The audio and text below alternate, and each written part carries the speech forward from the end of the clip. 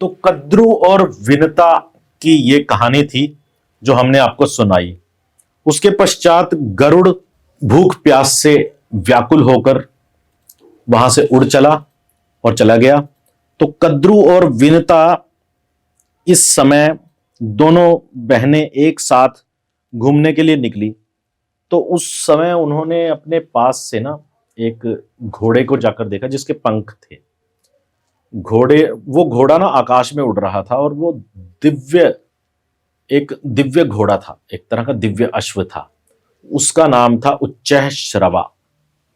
तो यहां पर जो कथा सुना रहे हैं वो शौनक जी से पूछते हैं कि ये जो सूत नंदन जी, ये जो अमृत मंथन है ये किस प्रकार हुआ, और ये जो उच्चैः श्रवा नामक सुंदर घोड़ा था इसकी क्या विशेषता थी, कितना सुंदर था वो, क्या शुभ लक्षणों से युक्त था, और वो उसके पंख थे, वो उड़ता जा रहा था, उसकी क्या विशेषता है, यह पूरी तरह से मैं सुनना चाहता हूं। ये प्रकट कैसे हुआ, कहां से मिला?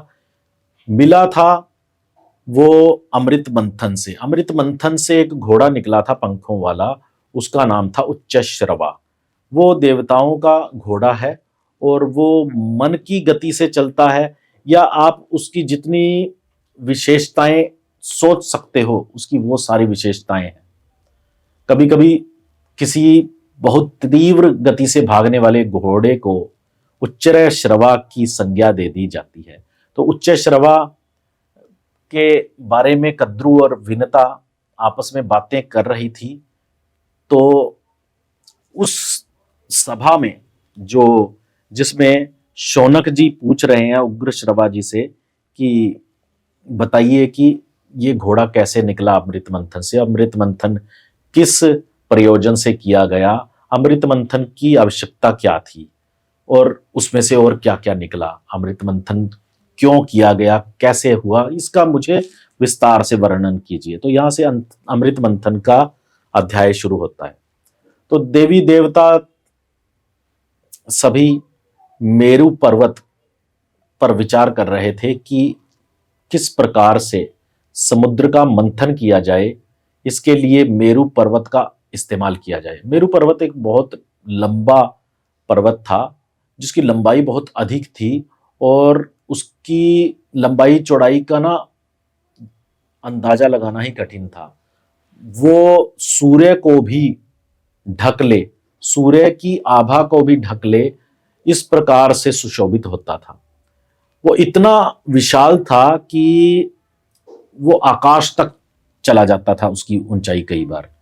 तो अगर उस मेरु पर्वत को समुद्र में डालकर उसको मथनी की तरह, जो मधानी होती है जैसे मक्खन निकालते हैं, तो उस तरह से अगर उसको घुमाया जाए समुद्र से तो उससे अमृत प्राप्त होगा।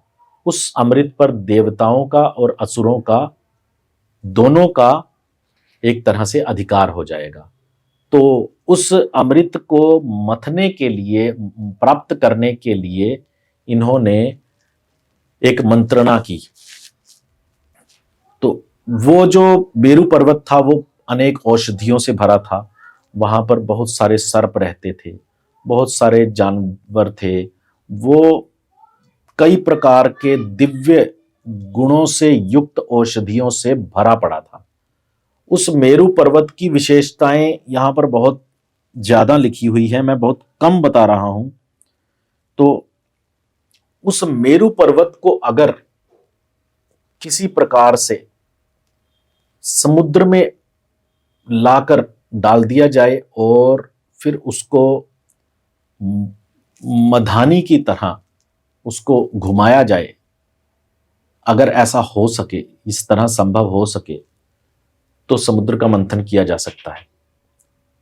तो देवी देवताओं ने और असुरों ने मिलकर इसका एक प्लान बनाया, और इसके लिए जो शेषनाग जी हैं, शेषनाग जी ने क्या योगदान दिया?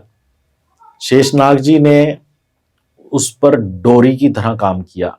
मतलब शेषनाग की इतनी ज्यादा लंबाई है कि वे मेरू पर्वत को लपेट लें अपने अंदर, और एक भाग उनका मुख वाला स्थान देवताओं की या असुरों की ओर रहेगा, और दूसरा भाग पूंछ वाला भाग देवताओं और असुरों की तरफ रहेगा।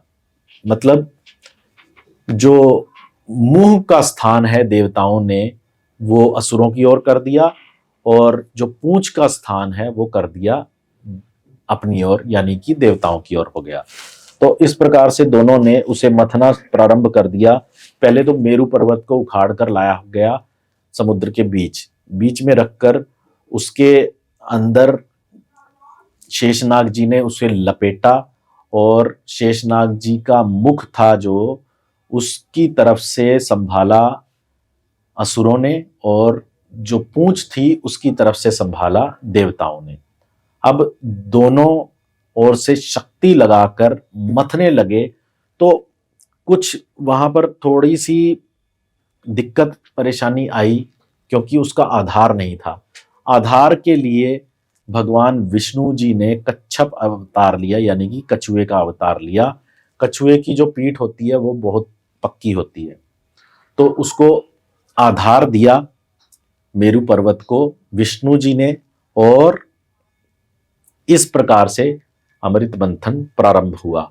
अब अमृत मंथन प्रारंभ होने में एक बात उल्लेखनीय है कि जब असुरों की ओर शेषनाग जी का मुंह था, तो जब जोर लगाते थे, जब असुर और देवी देवता जोर लगाते थे, तो शेषनाग जी के मुंह से अग्नि निकलती थी, जो कि बहुत सारे असुरों को मार डालती थी। तो इस प्रकार से होता था, तो जानबूझकर देवी देवताओं ने ऐसा किया था। तो फिर क्या हुआ कि अमृत मंथन प्रारंभ हुआ। अमृत मंथन करते समय वो करते रहे, कुछ नहीं निकला। फिर विष्णु जी ने उन्हें प्रेरणा दी कि और जोर लगाइए, और शक्ति से आप इसका मंथन कीजिए, मैं आपको फिर से शक्ति देता हूं। तो विष्णु जी ने उन्हें आशीर्वाद दिया, तो उस शक्ति से फिर से उनके अंदर उत्साह आ गया, और अमृत मंथन प्रारंभ हुआ। अमृत मंथन से सबसे पहले जो चीज निकली, तो यहाँ पर अनेक प्रकार के रत्न, चमकीले रत्न और अनेक प्रकार की औषधियां, यह सब कुछ निकला। और यह निकलते हुए तब भी उन्हें विष्णु जी ने प्रेरणा दी कि मंथन जारी रखो, इसे रोको मत, यह करते रहो, मंथन रुकना नहीं चाहिए, यहां से बहुत कुछ निकलेगा। तो सबसे पहले यहां से क्या क्या निकलता है आप देखिए। यहां पर बहुत सारी ऐसी चीजें लिखी हैं जो कि यहाँ पर मैं उल्लेख करना जिसका बहुत ज़्यादा जरूरी नहीं समझता, परंतु मैं आपको थोड़ा सा बता दूं कि जैसे पर्वत वह पर्वत श्वेत मेघ खंडों के समान प्रतीत होने वाले गगनचुंबी शिखरों से सुशोभित था। सब ओर फैली हुई लताओं के समुदाय ने उसे आच्छादित कर रखा था। बस यहाँ पर एक तरह से लिख रखा है कि अमृत मंथन के समय वो जो मेरू पर्वत था उस पर बहुत सारे जंगली जानवर वगैरह, सर्प वगैरह रहते थे, तो वो उसमें मारे गए, क्योंकि वो वहां पर जोर लग रहा था। वहां पर जो शेषनाग जी थे, उनकी उनके लपेटने से वो जो बल पैदा होता था, उसमें जो लोग, जो जंगली जानवर थे, वो सारे के सारे पिस गए थे एक तरह से। ठीक है। अमृत के लिए जो मंथन होना था, उसमें शुरू होने से पहले जब भगवान विष्णु जी ने आदेश दिया शेषनाग जी को कि तुम मेरू पर्वत को उखाड़ लाओ और समुद्र में मंथन प्रारंभ करो, तो समुद्र देवता को, समुद्र को इन्होंने विनती की, देवी देवताओं ने। समुद्र देवता कहते हैं कि अगर अमृत मिलेगा मंथन करने से, जो अमृत प्राप्त होगा उसमें अगर मेरा भी हिस्सा रहे, तो मेरे अंदर जो आप मेरू पर्वत को घुमाओगे उससे जो मुझे पीड़ा होगी मैं उसे सह लूंगा, मेरा भी हिस्सा रहे। तो उन्होंने एक तरह से हिस्सा मांगा। तो यहां पर सभी देवी देवता सहमत हो गए। तो यहां समुद्र का भी हिस्सा एक तरह से हो गया। तो इस कथा के अंदर उल्लेखनीय बात यह है कि बहुत सारे पेड़ों पर्वतों को जब मेरू पर्वत समेत घुमाया गया, उखाड़ कर घुमाया गया, तो बहुत सारे जीव जंतु मर गए और पिस गए, और बहुत सारे जलचर और बहुत सारे सर्प, बहुत सारी औषधियां, वृक्ष, लताएं, गुल्म, औषधियां, सब कुछ समुद्र में मिल गया। और समुद्र का पानी जो था वो दूध जैसा बन गया। इतनी सारी औषधियां जब उसमें मिल गई तो वो एक औषधि की तरह बन गया, और समुद्र एक तरह से दूध का समुद्र बन गया। प्रतीत होने लगा कि यह समुद्र नहीं, यह तो दुग्ध है, दूध है। तो इस प्रकार से कथा को बहुत ज्यादा विस्तार दिया गया है, परंतु असली बात यह है कि समुद्र का मंथन किया गया और उसमें से औषधियां निकली। धीरे धीरे वो थकने लगे, तो वहां उन्हें प्रोत्साहित करने के लिए श्री विष्णु जी ने वहां पर उन्हें अपनी शक्ति प्रदान की और उनका उत्साह बढ़ाया। ये बातें उल्लेखनीय हैं कि इस प्रकार से हुआ होगा।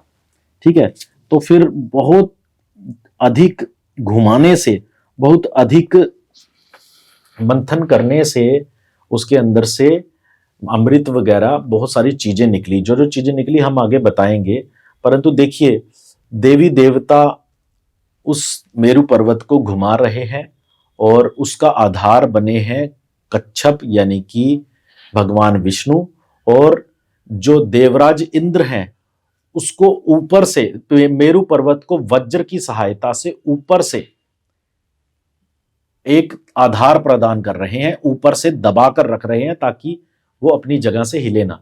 तो एक तरह से परफेक्ट तरीके से समुद्र का मंथन किया गया। समुद्र मंथन से बहुत देर तक मथने के बावजूद कुछ नहीं निकला, तो सभी निराश हुए और वो थकने लगे। देवता भी और असुर भी दोनों थकने लगे। तो ब्रह्मा जी से बोले कि हे ब्रह्मा जी, आप सहायता कीजिए। तो ब्रह्मा जी ने विष्णु जी से कहा कि आप सहायता कीजिए, इनको बल प्रदान कीजिए। तो विष्णु जी ने कहा कि आप लोग पुनः उत्साह से और जोर लगाइए, मैं आप सभी को बल प्रदान करता हूं। तो विष्णु जी ने अपनी शक्ति उन्हें दी, तो फिर से उत्साह आ गया सभी देवताओं में और असुरों में, और वे और अधिक जोर लगाकर समुद्र का मंथन करने लगे। और समुद्र के उस प्रकार से मंथन लगातार करने से सबसे पहले प्रकट हुआ सूर्य की तरह चमकने वाला चंद्रमा।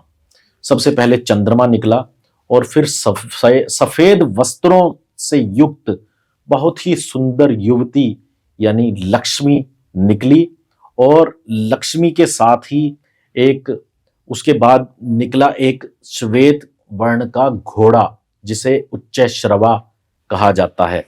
उच्चैश्रवा घोड़ा और सुरा देवी, यह सब प्रकट हुए। सुरा देवी किसको कहते हैं? आप मदिरा से इसकी कल्पना कर सकते हैं। मेरे ख्याल से सुरा देवी मदिरा को ही कहेंगे कि एक प्रकार की मदिरा निकली। फिर उसके पश्चात समुद्र मंथन से कौस्तुभ मणि भी प्रकट हुई, जो भगवान नारायण के वक्षस्थल पर सुशोभित हुई। जो भगवान नारायण के वक्षस्थल पर जो मणि है ना, वो उसको कौस्तुभ मणि बोलते हैं। तो वो प्रकट हुई। समुद्र मंथन से सभी कामनाओं को पूर्ण करने वाला एक वृक्ष और सुरभि गाय की उत्पत्ति हुई। फिर लक्ष्मी, सुरा, चंद्रमा तथा मन के समान वेगशाली उच्चैश्रवा घोड़ा, ये सब आकाश का आश्रय लेकर जहां देवता रहते हैं वहां पर चले गए, निवास करने लगे। इसके बाद दिव्य शरीरधारी धन्वंतरी देव प्रकट हुए। धन्वंतरी देव के हाथों में अमृत का घड़ा था। वे अमृत को हाथों में लिए, अमृत कलश को हाथों में लिए प्रकट हुए थे। तो यह दृश्य देखकर सभी दौड़ पड़े अमृत की ओर। देवता और दानव सभी अमृत को पाने के लिए उत्सुक हो गए। तो यहां पर श्री विष्णु ने मोहिनी अवतार लिया और मोहिनी अवतार लेकर उन्हें मोहित कर दिया, किनको, असुरों को, और सभी देवताओं को अमृत देने लगे। तो अमृत वितरित करने की प्रणाली कुछ इस तरह हुई कि देवताओं को तो अमृत मिल रहा था, लेकिन जो असुर थे उनको अमृत नहीं दिया जा रहा था। तो यह जो कृत्य था, इसको देख लिया एक राक्षस ने, उसका नाम था राहु। उस राहु नामक राक्षस ने जब देखा तो उसने अपना रूप बदलकर वो देवताओं के रूप में देवताओं में घुस गया और अमृत का पान उसने कर लिया। अभी उसने अमृत लिया ही था कि सूर्य और चंद्रमा ने इसको देख लिया और इसकी बात विष्णु जी से कर दी। तो विष्णु जी ने तुरंत ही अपने सुदर्शन चक्र से उस राहु नामक राक्षस का गला काट दिया। तो लेकिन तब तक तो वो पी चुका था अमृत को, तो तत्काल ही वह जो राहु नामक राक्षस था उसका सिर आकाश में चला गया और उसका धड़ था वो बहुत सारे पर्वतों को, वन्य जीवों को और बहुत से देवताओं को विदीर्ण करता हुआ, हानि पहुंचाता हुआ भूमि पर गिर पड़ा। तो परंतु ये राहु नामक राक्षस अमर हो चुका था, उसने अमृत पी लिया था, परंतु अब हो ही क्या सकता था। ये राहु नामक राक्षस की कहानी है। ये दोनों विपरीत दिशाओं में चले गए, तो तब से राहु और केतु का प्रादुर्भाव हुआ। तो इस प्रकार से अमृत मंथन से ये सब कुछ निकला और साथ में निकला एक कालकूट नाम का जहर भी, एक विष निकला, जो कि जहां भी जा रहा था वो सब चीजों को जला रहा था। वो इतना तीव्र था कि किसी को, कोई भी ऐसा नहीं था जो उसे सहन कर सके। तो यहाँ पर शिव हैं, जो शिव उस विष को धारण करते हैं और उसको पी लेते हैं और अपने कंठ तक उसको जाने देते हैं, कंठ के नीचे उसे नहीं जाने देते, यहीं तक रोक लेते हैं। उससे उनका कंठ नीला हो गया और यहीं से भगवान शिव नीलकंठ कहलाए। तो अमृत मंथन की ये कहानी है जो कि बहुत उपयोगी है। आपको विदित रहे कि इस अमृत मंथन में इस प्रकार से ये चीजें निकली, और भी बहुत कुछ निकला था जो आगे आगे आपको पता चलता रहेगा। आज की कथा में इतना ही, आगे की कथा में हम इससे आगे विचार करेंगे। तब तक के लिए मुझे दीजिए इजाजत। धन्यवाद, नमस्कार, जय श्री कृष्णा।